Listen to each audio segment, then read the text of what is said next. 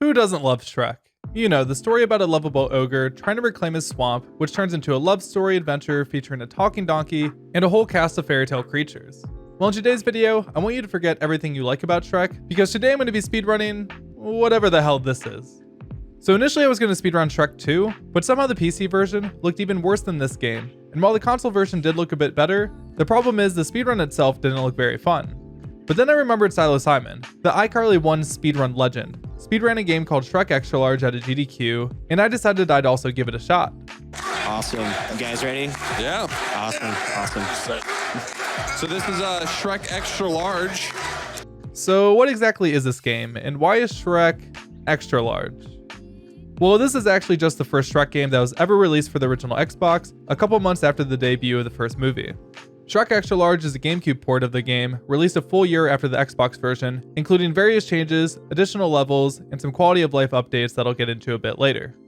This game is meant to be a continuation of the story from the first movie, and it's honestly mind-boggling why they didn't move forward with keeping this plot for Shrek 2.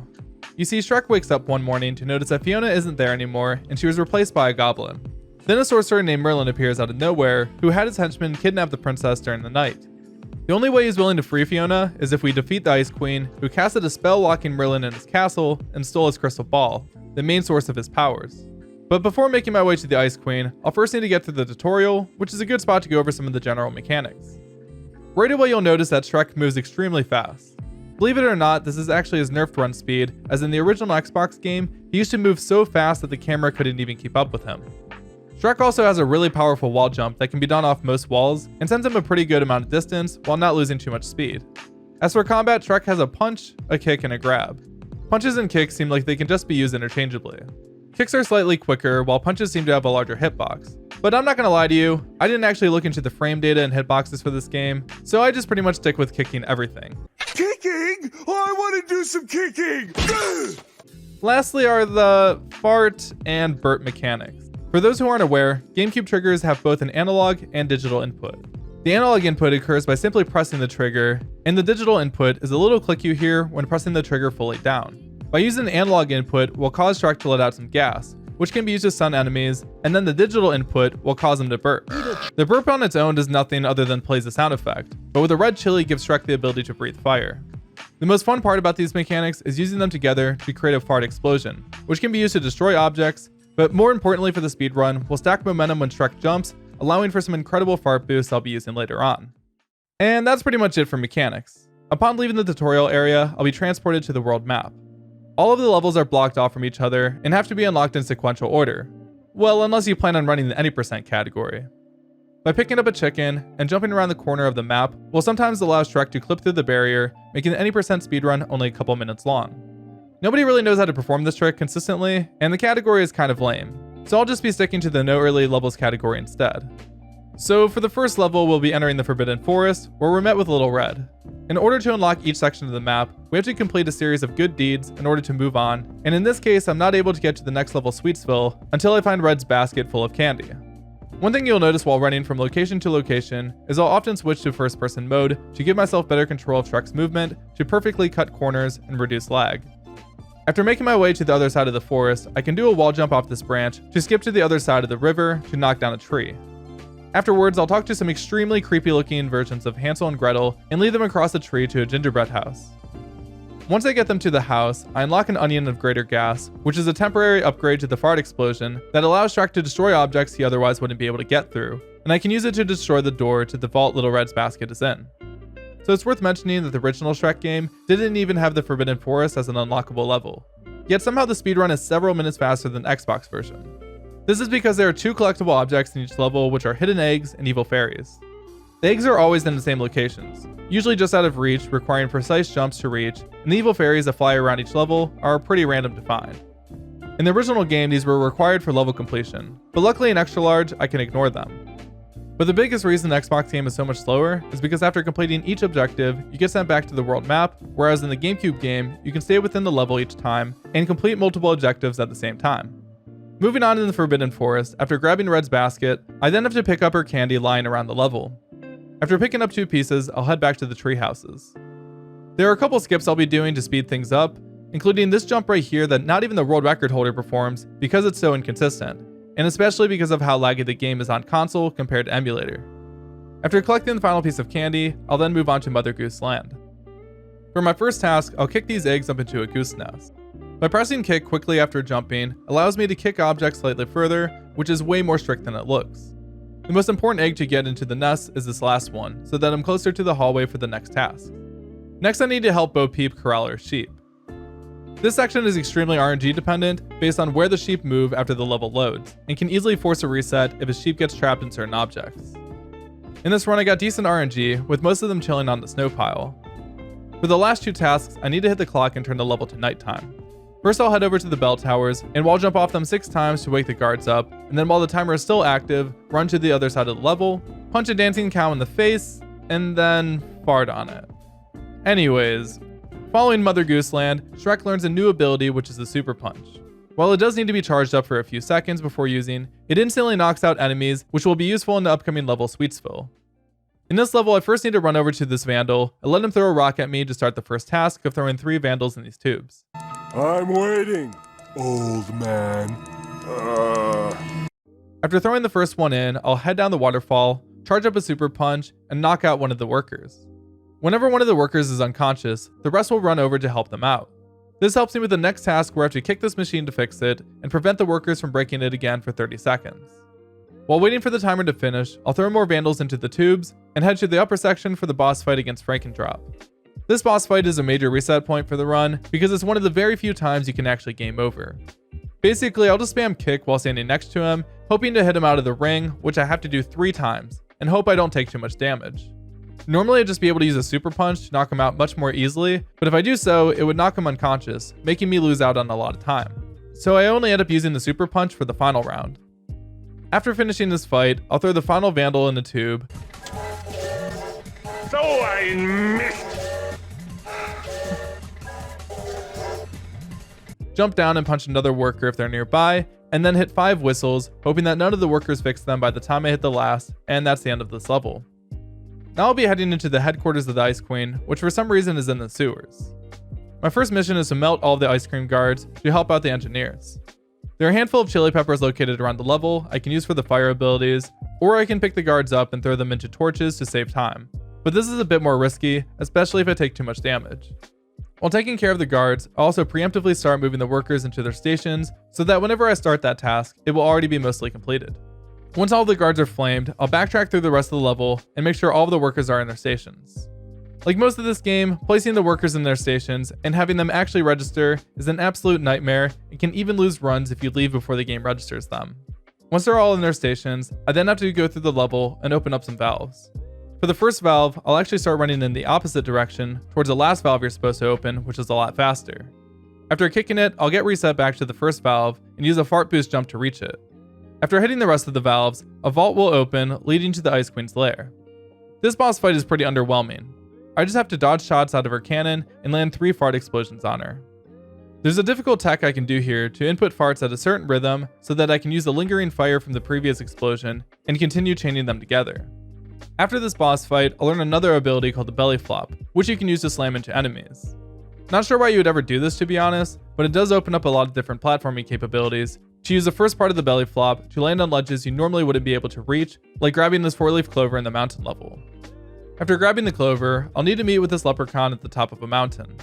I'll do a precise double wall jump to scale the mountain quickly, and then melt the ice on this minecart by using the same tech I used on the Ice Queen.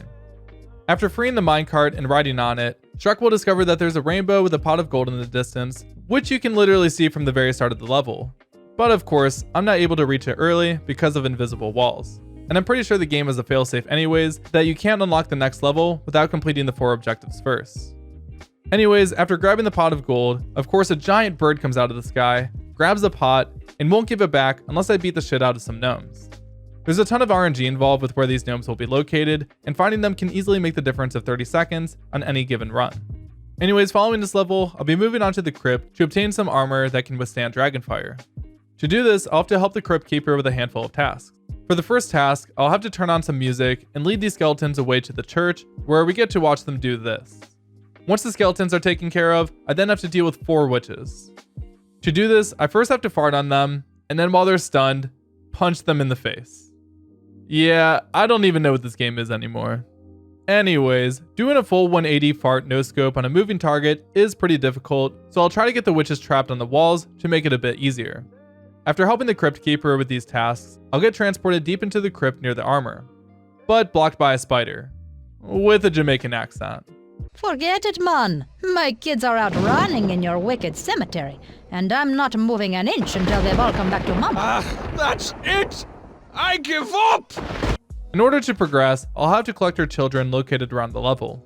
To do this quickly, I'll select restart this world from the pause menu to take me back to the start and begin dragging each spider along with me back to the crypt.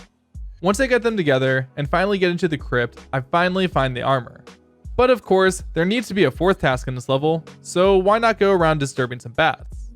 But to be fair, this actually is a pretty fun task, as you get to go around the level doing all sorts of different platforming, with wall jumps and belly flop cancels to do it quickly. After collecting all the bats, they'll fly away, and luckily knock down the armor, and I can progress to the next level to the Crown Prince's castle. The first task for this level is to bring the prince upstairs to the princess. To start this off, I'll first jump on a bridge to lower it for later, and then knock out this jester and carry him all the way to the prince's quarters. After dropping him off, I'll pick up the prince, who is apparently a bit thicker than he lets on, and slows down Shrek's movement considerably.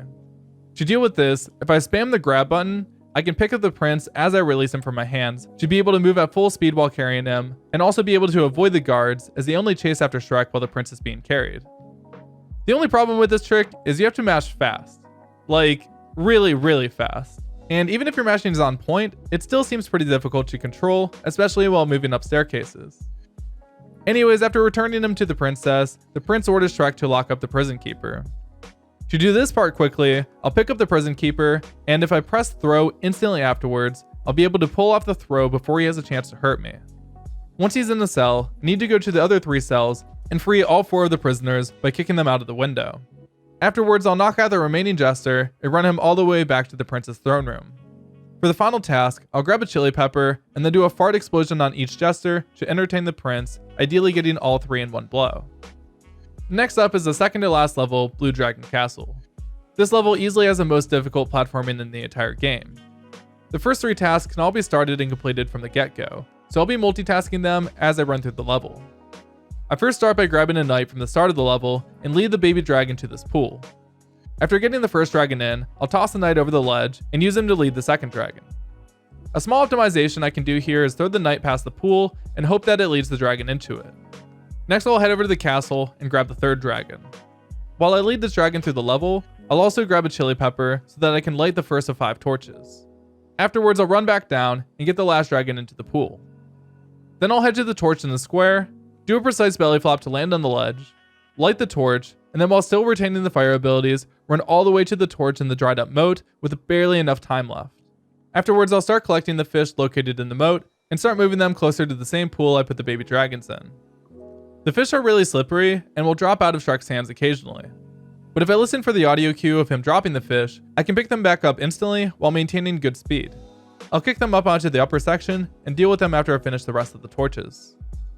After doing some precise platforming to get onto the top of the castle and lighting the rest of the torches, I'll throw up the remainder fish and then throw them into the pool. Once all 3 tasks are completed, the dragon will drop a key to enter the castle. The inside of the castle has some of the most intense platforming in the run, and luckily I was able to pull it off pretty cleanly in this run. Once I get to the top, I have an intense boss fight versus a fire-breathing dragon. Yeah, it's just a dancing cow. Per usual, I just punch it in the face, fart on it, and the level is complete. Before leaving, the dragon will give me the crystal ball to deliver to Merlin and free Fiona. However, as expected, even after delivering the crystal ball, Merlin still refuses to free Fiona, so I have to take him out in this final level.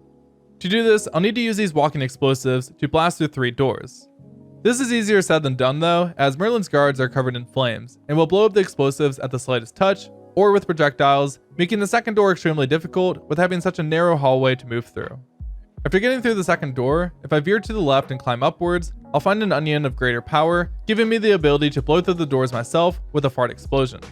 In fact, in this case, the onion is so powerful, it not only makes the challenge of bringing the explosive all the way to the third door a cakewalk, but I'm also able to skip an entire phase of the boss fight versus Merlin by just running up to the machine and blowing it up, instead of having to wait on an explosive. For the rest of the fight, I'll use some fart boost jumps to get onto the higher section, and then all I have to do is hit Merlin with 5 fire attacks, and that's the game. While this run I had was pretty far from perfect, in fact being several minutes away from the world record, my goal for this game was just to beat the 3rd place time, which I did manage to do. This game has a pretty decent speedrun, but I just found the preciseness with a lot of the platforming to be pretty inconsistent, and paired with the RNG elements, once I got my 3rd place time, I was more than happy enough to have that be my final time. Anyways guys, I hope you enjoyed today's video. If you did, be sure to leave a like, as it's the best way to show support. If you've been subscribed to this channel for a while, you've probably noticed that I've been streaming a lot more lately, and I'm happy to say I officially plan on streaming every day, Monday through Friday, so I can hopefully get some more consistent content up on this channel. The speedruns like the one you just watched may not be at a world record level, but it still takes a lot of time to even get that good at a game. And I have a lot of other great games I plan on learning to give you guys an inside perspective on what kind of times you can expect after speedrunning a game for a few weeks. Anyways, that's all I have to say for today's video. Be sure to subscribe on here and follow me on Twitch for more daily speedrunning content. And as always, I hope you all have a beautiful life.